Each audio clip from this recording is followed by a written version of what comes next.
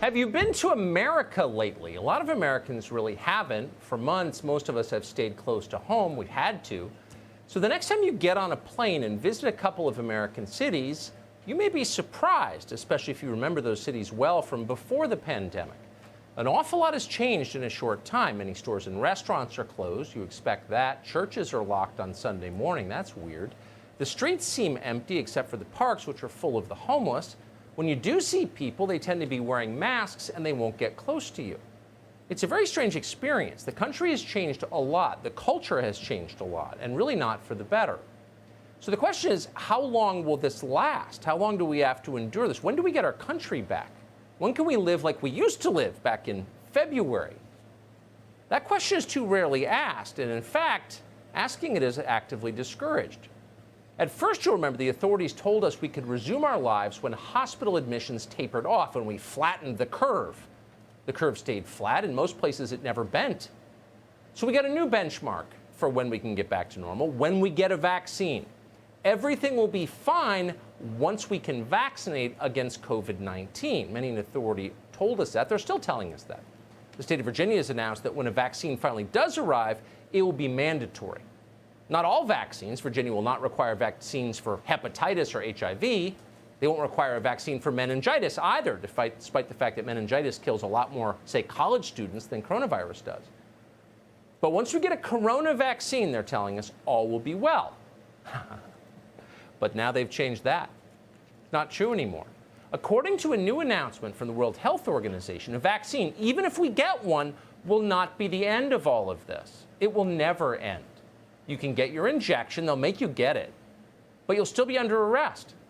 The World Health Organization says that finding a vaccine is not the goal. Reordering society is the goal. Quote, we cannot go back to the way things were. That's a direct quote from the leader of the World Health Organization, Dr. Tedros, who, by the way, is not really a doctor. Because COVID-19 is not a public health crisis, really, or even a mere virus. According to Tedros, COVID-19 is, in fact, and this may surprise you, COVID-19 is really about global warming. As he puts it, quote, the COVID-19 pandemic has given new impetus to the need to accelerate efforts to respond to climate change.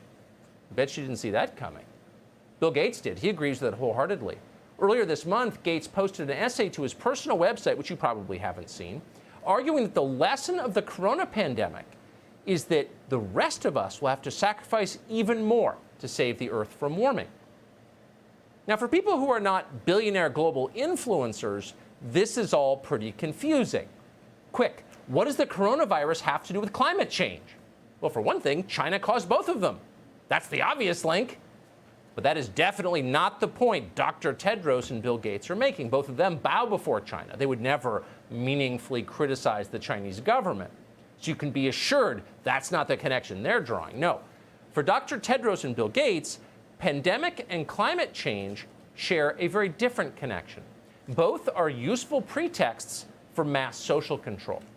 Both are essentially unsolvable crises they can harness to bypass democracy and force powerless populations to obey their commands. Now it makes sense. Ever wondered why our leaders consider the coronavirus a major public health crisis, but not, say, suicides and drug ODs? Well, this is why. When a 26-year-old mother in New Hampshire drops dead from fentanyl, Bill Gates and Dr. Tedros don't get more powerful. Her death is useless to them. So they don't care.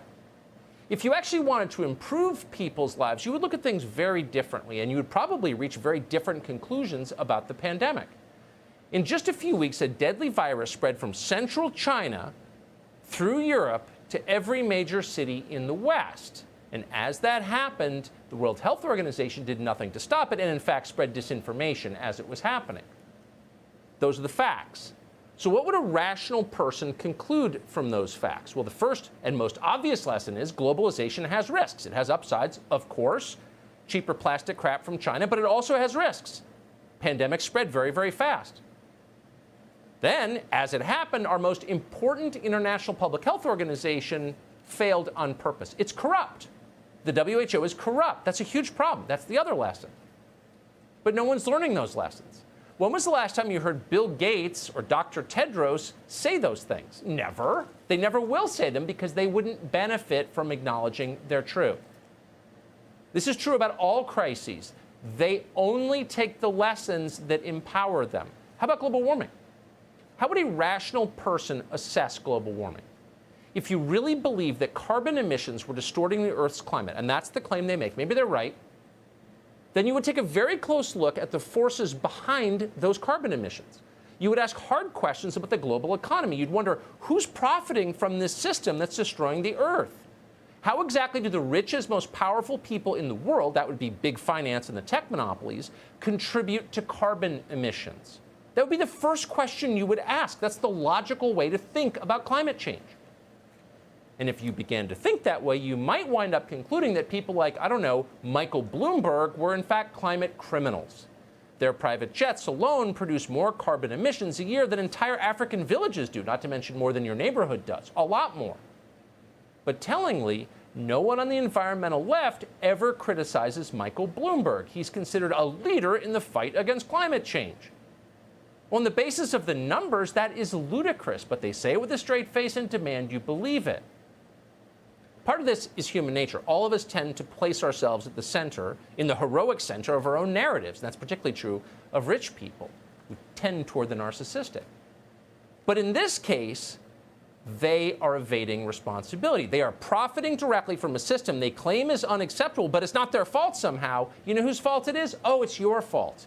You're the one who's doing it. You're the one who's killing humanity. You're the one who must change. You've got too many kids. You drive a pickup truck. You forgot to wear your little mask. You're going to hell. Good luck with your bankruptcies and your opioid crisis and your broken lives, Middle America. We'll be at the Yellowstone Club having a drink. It's a scam. It's an obvious scam. Here's another data point for you that you won't see on television. Less than a month ago, on July 31st, the CDC, Centers for Disease Control in Atlanta, our primary public health organization, funded by the federal government, released guidelines to state health departments about patients infected with the coronavirus. How do you track the spread of this disease? In a footnote in the release, the CDC acknowledged that researchers lack evidence that, quote, masks offer any protection against coronavirus, any, at all. As health officials work to track the spread of the virus, the CDC suggested that they ignore whether or not people were wearing masks. In other words, wearing a mask may be completely irrelevant to the spread of the virus. Huh? So there is still no proof that masks protect us against COVID-19? That is apparently the conclusion the CDC reached. It's not something Trump tweeted. The CDC put that in a release to the states. It seems like a blockbuster story. Why isn't that on page 1 of the New York Times? Why is the entire media, the entire leadership class of the United States of America ignoring this? Masks are obligatory. They're mandatory everywhere. Just the other day, Joe Biden announced that if he's elected, you'll be required to wear a mask when you're alone outside. What is going on? You know what's going on. Fear works. The more afraid you are, the more you will accept. Again, a feature of human nature. The more cut off you are from your family and your friends, the more power they have to control you. This is an election year. Democrats want to win in November. The virus is their main shot to win. Nobody disputes that who's looked at the numbers. They're using fear of the coronavirus to achieve that. For example, polling places. They would like to close more of them. Why? To force a vote by mail. Why? Because vote by mail is more easy to manipulate. The latest coronavirus relief bill the Democrats are pushing would bring ballot harvesting to every state. What does that have to do with defeating the virus? Nothing. It's not science, it's politics. But here's the key thing to remember. All of us are assuming, and on the right, it is gospel. This will end if Joe Biden wins. On Inauguration Day, no more lockdowns. Yeah, don't bet on it. This isn't ending. The Wuhan pandemic has made our leadership class more powerful than they have ever been. Why would they relinquish that? The only politician in America who has ever given up power voluntarily is George Washington, and they're toppling his statues.